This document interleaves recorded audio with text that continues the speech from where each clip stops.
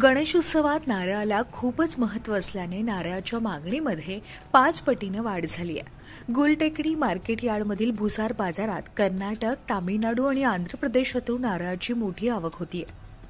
तसंच उत्पादन चांगले असल्याने दरही स्थिर आहेत। उत्सव काळातील 50 ते 60 लाख नारळांची विक्री होते।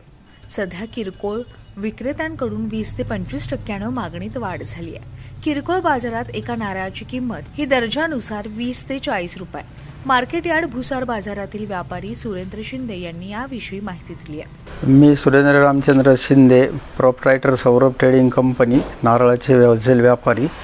पुण्यामध्ये गणेश उत्सवाच्या निमित्तानं 4 ते 5 दिवस अगोदर खूप म्हणजे मागणी जास्त होती। त्या हिशोबाने 20 ते 25 रुपये मार्केट तेजी झालं होतं। पुण्यामध्ये 100 ते 150 गाड्यांची विक्री झाली आणि हा माल जनरली गणपतीला वापरण्यात येणारा माल शक्यतो सगळा तामिळनाडूचा वापरला जातो। नारळ जो कर्नाटकचा वगैरे तो सापसोल तो मोदकासाठी त्याचा जास्त उपयोग होतो। आंध्रमधून पण माल येत असतो। त्या हिशोबाने चांगल्या प्रकारे झाले याचा उपयोग जनरली तोरणासाठी वगैरे जास्त वापरला जातो आणि कर्नाटकचा नारळ मोदकासाठी जास्त सापसोल म्हणून येतो, तो मोदकासाठी वापरला जातो। 4 ते आत्ता होते चांगले पैकी गिऱ्हाईक चालू होतो नारळाला। 25 ते जवळजवळ 100 ते 150 गाड्यांची उलाढाल झाली असेल अंदाजे एका 5-6 दिवसामध्ये। म्हणजे गणपतीच्या अगोदर बसण्याच्या अगोदर, त्याच्यानंतर 1-2 दिवस चालू होतं गिऱ्हाईक काल परवा। नारळ हे हिंदू धर्मात पूजेचा एक महत्त्वाचा घटक आहे। गणपतीच्या पूजेसाठी नारळाचा वापर केला जातो, तसेच तोरण बनवण्यासाठीही नारळाचा वापर केला जातो आणि यामुळे गणेश उत्सवाच्या काळात नारळाला मोठी मागणी असते। पुण्यातील बाजारपेठांमध्ये नारळाची आवक वाढली आहे। तामिळनाडू, आंध्र प्रदेश आणि कर्नाटक येथून नारळाची आवक होतीये। वाहतूक खर्च आणि मजुरीमध्ये वाढ झाल्यामुळे नारळांच्या किमतीमध्ये वाढ झाली आहे।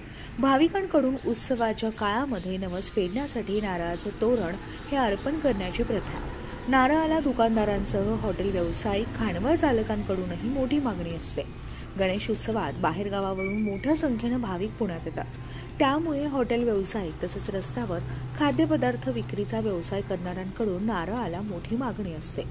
गणेश उत्सवात उकडीचे मोदक गणरायाला प्रसाद म्हणून अर्पण केले जातात। या मोदकांसाठी नारळाचा वापर केला जातो। घरोघरी हे मोदक उत्सवाच्या काळात तयार केले जातात, अशी माहिती नारळ व्यापारी सुरेंद्र शिंदे यांनी दिली आहे। शिवानी धुमाळ, न्यूज 18 मराठी, पुणे।